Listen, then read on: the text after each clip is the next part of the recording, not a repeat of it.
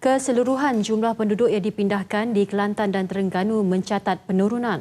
Menurut portal e-Banjir Negeri Kelantan, 19,851 orang masih berada di 70 pusat pemindahan, menurun daripada lebih 21,000 orang pagi tadi.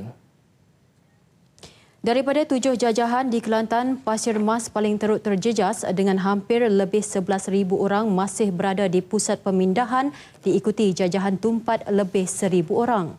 Sementara itu di Terengganu, sejumlah 5,454 penduduk terjejas banjir masih berada di 63 buah pusat pemindahan. Jumlah korban di Terengganu kekal 2 orang. Dan untuk perkembangan terkini banjir di Kelantan, kita akan bersama dengan wartawan Laurendra Fiona Bennett Baikan yang menyatakan bahawa ada antara pusat penempatan penduduk terjejas banjir mengalami kesukaran mendapatkan bekalan makanan maupun pakaian. Ya, Taufik, terkesan dengan keadaan itu, beberapa badan bukan kerajaan NGO tampil menghulurkan bantuan. Untuk itu, kita terus saja bersama dengan Fiona yang kini berada di Pusat Operasi Liputan Lokasi Sekolah Kebangsaan Gual Tinggi Rantau Panjang. Silakan Fiona. Baik, terima kasih Taufik dan juga Margaret di Angkasa Puri. Seperti yang Taufik dan Margaret katakan, sedikit kesukaran untuk mendapatkan bekalan makanan dan juga pakaian bagi semua penduduk yang terjejas banjir di sini. Dan setakat jam 5 petang, Sekolah Kebangsaan Gual Tinggi menerima penambahan penduduk yang terjejas banjir berikutan paras air meningkat secara tiba-tiba berikutan hujan lebat yang turun sejak awal pagi tadi. Dan kesemua pusat penempatan di seluruh jajahan Pasir Mas sekarang dalam langkah berjaga-jaga. Tetapi di lokasi lain, walaupun risau dengan keadaan rumah ataupun kediaman mereka ditenggelami air, keresahan itu hilang seketika apabila hampir kesemua penduduk yang berada di pusat penempatan didatangi oleh 15 pemain bola sepak kegemaran mereka, iaitu The Red Warriors. Sekolah Kebangsaan Rantau Panjang 2 merupakan salah satu pusat penempatan yang paling ramai, bertukar menjadi riuh apabila 2,000 penduduk yang terjejas banjir ketika ini sempat bertemu dengan pemain bola sepak kegemaran mereka.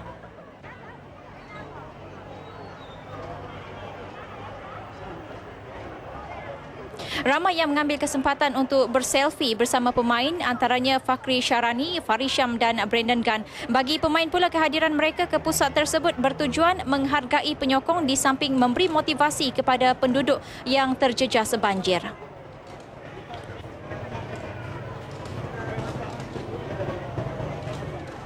Mula saya datang tengok dengan banjir kan.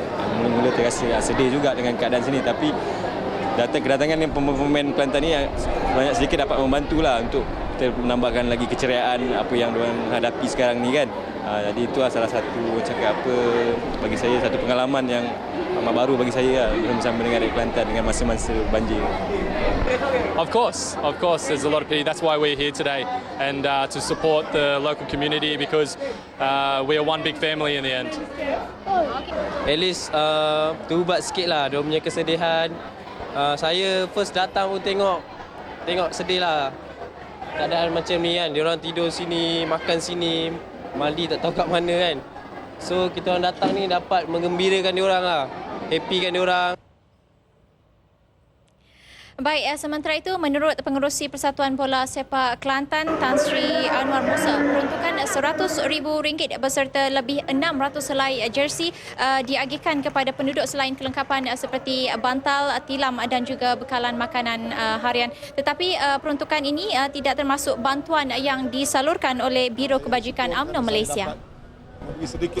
Dan kita ikuti dulu laporan yang disediakan. Ini kita libatkan kafa penyumbang lebih kurang 10,000 dan para pemain datang sebagai tanda orang kata menghargai penyokong-penyokong yang sentiasa memberi sokongan kepada pasukan. Kedatangan mereka adalah Baik, saudara, berikutan keadaan cuaca yang tidak begitu menentu di seluruh jajahan Pasir Mas dan Rantau Panjang ini sebenarnya banyak mempengaruhi jumlah perpindahan penduduk yang terjejas banjir dan sehingga kini Pasir Mas masih mencatatkan angka paling ramai seramai 11,755 penduduk daripada 4,055 keluarga di 38 pusat pemindahan dan ia termasuk pusat pemindahan di Sekolah Kebangsaan Seri Rantau Panjang 2 dengan hampir 2,000 orang penduduk yang terjejas banjir. Kita ikuti dulu laporan yang disediakan oleh Suzila Idayu Yaakob.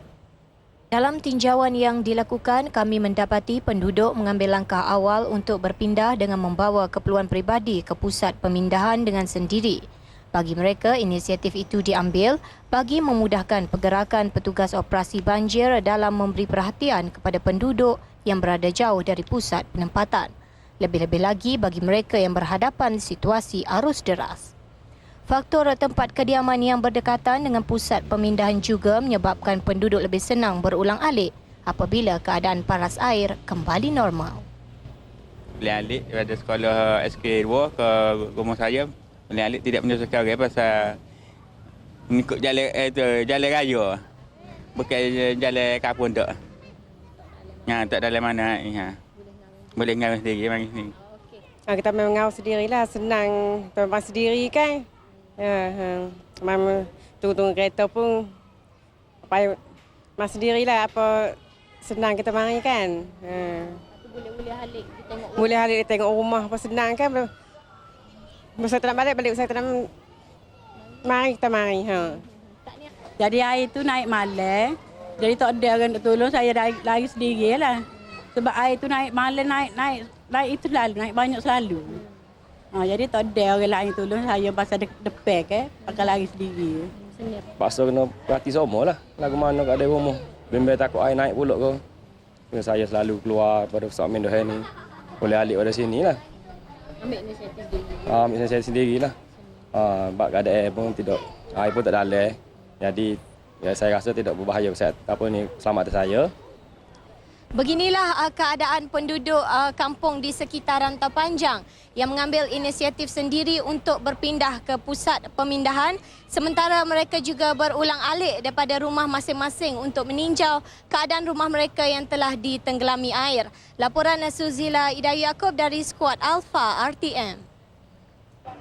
Baik, terima kasih Suzila yang kini berada di Sekolah Kebangsaan Seri Rantau Panjang 2. Saudara, sepanjang pengamatan kami pada hari ini, secara keseluruhan semua penduduk yang terjejas banjir mempunyai permintaan dari segi bantuan pakaian memandangkan mereka tinggal selai sepinggang. Bagi anda yang ingin menghulurkan bantuan, anda boleh hubungi Jabatan Kebajikan Masyarakat ataupun boleh datang terus ke semua pusat penempatan yang disediakan. Taufik dan Margaret, itu yang dapat saya kongsikan langsung dari Pusat Operasi Liputan Lokasi Sekolah Kebangsaan Gual Tinggi buat masa ini. Teruskan. Baik, terima kasih Fiona. Hanya dalam tempoh 6 jam, air banjir naik mendadak sehingga menyaksikan rumah penduduk dihanyutkan air. Itu yang berlaku di Kampung Limau Nipis di Machang selepas hujan lebat yang melanda menyebabkan air sungai melimpah yang turut memusnahkan 3 buah rumah yang lain, manakala 40 buah rumah lagi dibanjiri lumpur. Hanya tinggal bekas tapak dengan kain serta barang-barang berselerakkan.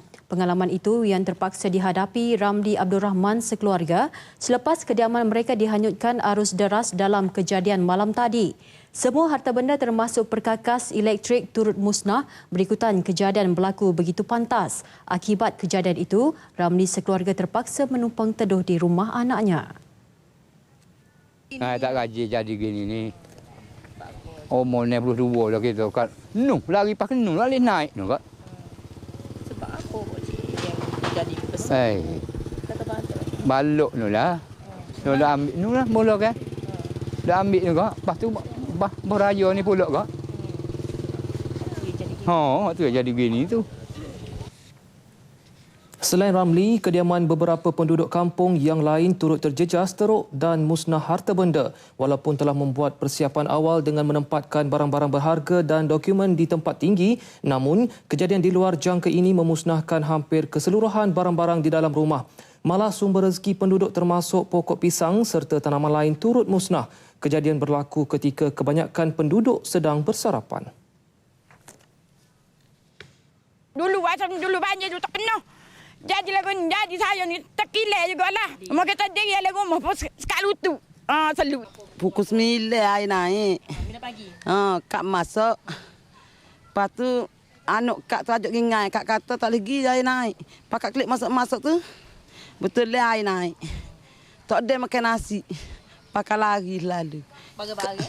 Bagai-bagai tak ada pindah sabuk. Air cakap madu? Air cakap ni.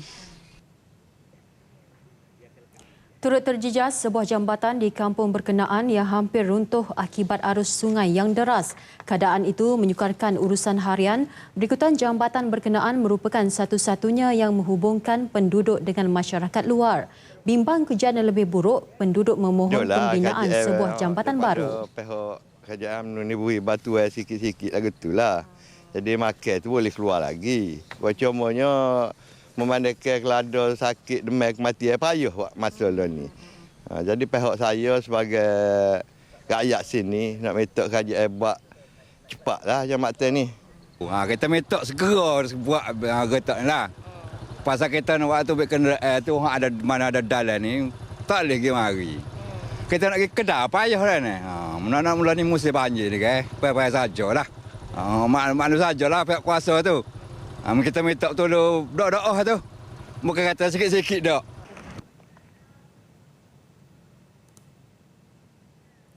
Menyedari isu jambatan uzur di Kampung Sungai Limau, Ahli Parlimen Machang Datuk Ahmad Jazlan Yaakob yang turun padang melakukan tinjauan bersama RTM memberitahu peruntukan RM1 juta telah pun diluluskan kerajaan melalui Jabatan Pembangunan Persekutuan JPP Kelantan bagi pembinaan sebuah jambatan baru. Pembinaannya akan disegerakan sejurus selepas banjir berakhir. Laksanakan segera. Pembinaan jambatan baru ini segera dan secepat mungkin untuk membolehkan masyarakat di sini berhubung dengan masyarakat yang berada di luar sana, dan sudah tentulah ini adalah merupakan salah satu daripada tanggungjawab kita untuk memberi kemudahan dan kesenangan kepada rakyat dan masyarakat. Pelan asal pembinaan yang sepatutnya bermula Oktober lalu terpaksa ditangguhkan berikutan banjir yang melanda selain bimbang struktur binaan jambatan runtuh. Insiden banjir kali pertama dan terburuk di Kampung Limau Nipis Machang ini turut dikaitkan dengan aktiviti penerokaan tanah hutan yang berleluasa di Bukit Bakar berhampiran. 7 kontena bekalan makanan dan barangan keperluan diagihkan ke seluruh pusat pemindahan dan banjir di Kelantan. Pengerusi Biro Kebajikan UMNO, Datuk Seri Abdul Aziz Rahim berkata, langkah itu diambil bagi membantu mereka yang terjejas akibat banjir kali ini. Bencana alam tak kenal parti. Dia tak kenal kaum, agama, latar belakang. Biro Kebajikan UMNO tampil ke hadapan ke negeri Kelantan ini untuk membantu semua masyarakat yang memerlukan bantuan dan sokongan daripada UMNO itu sendiri. Ini adalah sumbangan Parti Keramat UMNO kepada semua. Tanpa menjelaskan nilai bantuan yang disalurkan, beliau memberitahu gerak kerja untuk fasa pertama ini tertumpu di pusat pemindahan sahaja yang melibatkan barangan keperluan asas seperti tilam, bantal, beras dan kain selimut. Bagaimanapun pihaknya akan berbincang dengan pengurusan UMNO Kelantan mengenai bentuk bantuan susulan yang akan disalur kepada penduduk yang dibenarkan pulang ke rumah masing-masing. Misi bantuan hari ini memanfaatkan lebih 15,000 orang melibatkan 3 jajahan iaitu Tanah Merah, Tumpat dan Rantau Panjang di Pasir Mas. Saya diwakil semua lah. Ucap terima kasih. Dengan bantuan yang awi, dengan tilai, dengan batal, makanan, dengan cukup semua. Memang memerlukan lah bantuan ni perlulah musim-musim ni. Sebab kita kapung ke? Kapung makan pun suka lah pokok kitanya. Kalau duduk rumah tak ada kelik lagi, ada air lagi lalu ni. Bantuan kemanusiaan itu akan diteruskan esok melibatkan jajahan lain yang turut terkesan dengan bencana yang melanda. Usaha mencari dan menyelamat adik Nur Adriana Adila Asrul 20 bulan yang terlepas daripada pegangan datuknya diteruskan hari ini. Insiden itu berlaku ketika datuknya dalam usaha menyelamatkan diri daripada banjir di Kampung Estate Kuala Petang di Kuala Krai. Operasi cari lamat yang memasuki hari kelima diteruskan seawal jam 9.30 pagi tadi dengan melibatkan kekuatan 49 anggota penyelamat yang terdiri daripada bomber, JPAM, tentera dan rela. Operasi hari ini tertumpu di kawasan pesisir sungai dengan radius pencarian dibesarkan 3 km persegi dari lokasi kejadian. Gerakan mencari turut dilakukan di kawasan sungai menggunakan bot bomber dan JPAM selain penglibatan pasukan scuba bomber. Sementara itu, spekulasi yang tersebar di media sosial bahawa Kelantan akan ditenggelami air berikutan pelepasan air empangan daerah Syukirin, wilayah Naratiwat, Thailand adalah tidak benar. Setiausaha Majlis Keselamatan Negara MKN, Datuk Muhammad Tajuddin Abdul Wahab mengesahkan bahawa semakan yang dilakukan dengan Jabatan Pangeran Diraja Thailand mendapati empangan itu tidak wujud.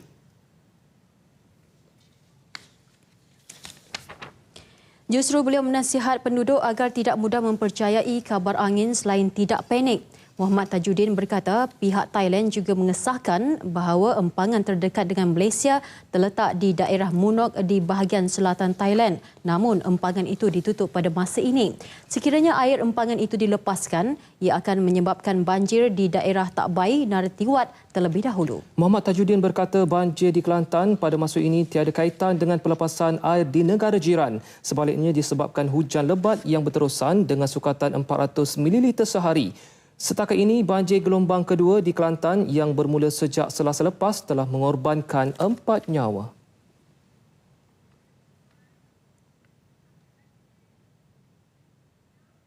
Seperti di Kelantan, keadaan banjir di Terengganu juga semakin pulih sehingga ketika ini 166 pusat pemindahan telah pun ditutup dan hanya 53 sahaja yang masih beroperasi.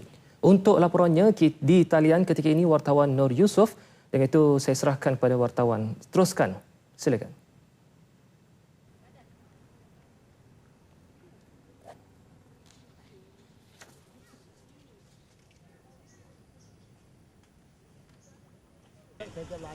Tak apa. Dia buat kita lama mati.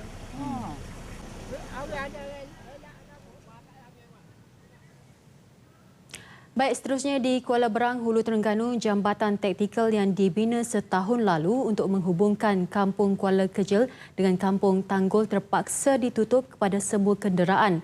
Ini kerana terdapat kesan retakan serta hakisan tanah berhampiran jambatan akibat arus deras sungai. Bimbang dengan keselamatan penduduk, pihak Angkatan Tentera mengambil keputusan membuka semula jambatan itu sebelum jambatan sementara disiapkan pihak kontraktor. Untuk perkembangannya, kita terus sahaja bersama dengan Raja Hisham Raja Zaid yang meninjau kerja-kerja yang sedang dijalankan.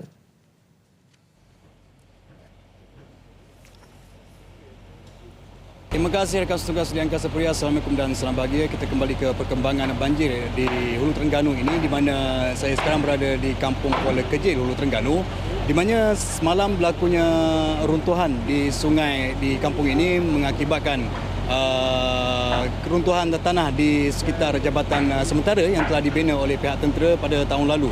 Dan hari ini pihak tentera mengambil pendekatan untuk membuka semula jabatan sementara yang telah dibina demi keselamatan penduduk di sekitar kampung ini yang menggunakan jabatan tersebut. Dan bersama saya sekarang ini adalah Kapten Muhammad Salim Muhammad, iaitu pegawai pemerintah Skuadron ke-7 Regimen Askar Jurutera Diraja Kem Desa Palawan Kelantan 8 Brigade. Assalamualaikum Tuan. Mungkin Tuan boleh ceritakan sedikit apa yang berlaku di Kampung Kuala Kejil ini. Okey, semalam kita dapat maklumat daripada pihak brigade mengatakan bahawa tebing sungai atau tebing jambatan yang telah kita bina tahun lepas mulai runtuh. Dan maklumat disalurkan oleh pihak tentera di sini daripada pasukan 18 Batalion ke-18 Regimen Askar Melayu Diraja yang diberi tanggungjawab untuk memantau keadaan banjir di kawasan ini. Jadi maklumat diperolehi pada anggota yang membuat pemantauan di kawasan ini dan terus disalurkan kepada pihak 8 Brigade. Dan saya dimaklumkan terus oleh Brigade untuk datang buat pemeriksaan. Dan saya terus bergerak ke sini bersama satu kali anggota.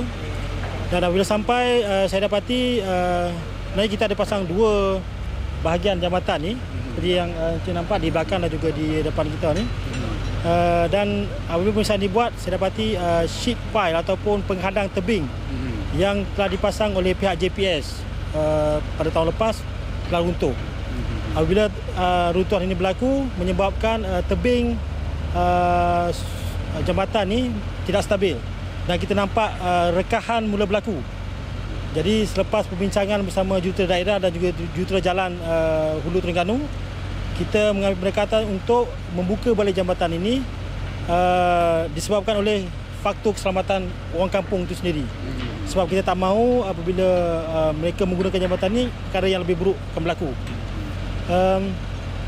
Dan yang kedua, aset jambatan itu sendirilah yang kita perlu titik beratkan.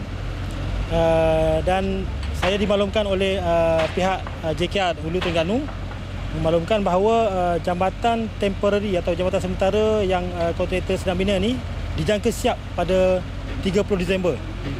Jadi tempoh masa penutupan jalan ni saya harap tidak lama lah. Tuan, berapa kekuatan kontraktor yang datang untuk membuka jabatan ni dan berapa lama jangka masa yang akan disiapkan? Okey, anggota bersama saya ni 3 pegawai dan 27 dari pangkat. 30 anggota semualah. Daripada Kelantan dan juga daripada Taiping. Kita ambil juga anggota Taiping yang di bawah naungan Markas Jurutera Taiping. Dan kita punya planning sebenarnya akan ambil masa 2 hari untuk buka jambatan ni. Sebab manakala kita ada 2 set jambatan ni, so hari pertama ni kita akan buka bahagian yang pertama ni dijangka mengambil masa sehingga 10 jam. 10 jam. Jadi saya avoid untuk kerja malam dan besok pagi kita akan sambung untuk buka satu lagi bahagian jambatan.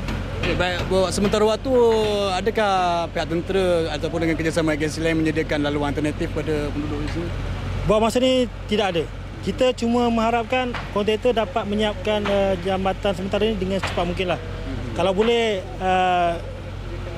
cepat daripada target 30 bulan tu. Sebab untuk kita buat alternative road sungai ni memang agak sukar. Bermasa sikit lah. Memang bermasa. In fact kalau kita nak buat balik ni, harap ini siap, ini pun dah siap. Jadi kita rely pada jambatan sementara ni lah. Baik Tuan, terima kasih banyak kerana berkongsi perkembangan terkini tentang jambatan di Kampung Kuala Kerja, Kota Terengganu. Itu saja yang dapat kita kongsikan bersama perkembangan banjir di Hulu Terengganu ini. Kita kembali dulu bersama rakan setugas di Angkasa Puri. Silakan. Baik, terima kasih Raja Hisham. Sementara itu di Dungun, pelbagai aktiviti turut dirancang oleh pelbagai agensi bagi mengurangkan tekanan penduduk yang terjejas banjir di pusat pemindahan. Untuk itu, kita terus saja bersama dengan wartawan Faris Izzat Syahrudin. Silakan. Baik, terima kasih. Seperti yang dapat anda saksikan di belakang saya ini, inilah kemeriahan di Pusat Pemindahan Sekolah Kebangsaan Balai Besar. Aktiviti melukis dan juga mewarna sedang dilakukan oleh kanak-kanak dan aktiviti ini dilakukan ataupun dijalankan oleh Jabatan Kebajikan Masyarakat Daerah Dungun. Jadi untuk kita mengetahui dengan lebih lanjut apakah aktiviti lain yang dilakukan dan disediakan untuk meleraikan tekanan penduduk-penduduk terjejas banjir di daerah Dungun ini, bersama dengan saya ialah Puan Siti Khazanah Abdullah selaku Pegawai Psikologi Pejabat Kebajikan Masyarakat Daerah Dungun. Baik Puan, terima kasih kerana sudi bersama dengan kami. Jadi Puan boleh ceritakan sikit bagaimana ataupun apakah selain aktiviti mewarna dan juga melukis yang disediakan ni, aktiviti lain yang disediakan untuk penduduk-penduduk terjejas banjir? Selain daripada melukis ni, saya ikut kategori lah. Yang umur 4 hingga 6 tahun satu kategori, itu mewarna, 7 hingga 9 tahun satu kategori, dan 10 sampai 12 tahun satu kategori, dan yang 18 tahun ke atas kita suruh dia melukis dan mewarna apa yang dia buat, iaitu macam pengalaman waktu banjir, sama ada dia mengalami trauma ke, dia merasa keseronokan ke, bersusah payah ke tempat pusat pemindahan. Selain daripada itu, saya akan menyediakan selepas aktiviti ini, aktiviti main bola lah. Saya akan buat satu bulatan main bola bersama anak-anak ini, dan belum untuk golongan dewasa kita ada sediakan congkak, karen. Lepas tu kita akan tanya seorang demi seorang apakah dia mengalami trauma ke untuk banjir kali ini. Sebab setiap tahun saya akan datang ke pusat ni. Tahun lepas dah saya ada pengalaman dah ke sini, dan kita akan berkongsi cerita macam mana. Lepas tu adakah dia mengalami trauma, apa kehilangan barang-barang dia, apakah anak-anak dia. Okey, baik. Jadi terima kasih. Itulah dia antara aktiviti yang telah pun diaturkan untuk mengurangkan tekanan penduduk-penduduk terjejas banjir di pusat-pusat pemindahan yang ada. Jadi saya kira itu sahaja dahulu perkembangan terkini yang dapat saya bawakan kepada anda dan saya kembalikan semula kepada rakan penyampai di Angkasa Puri. Silakan.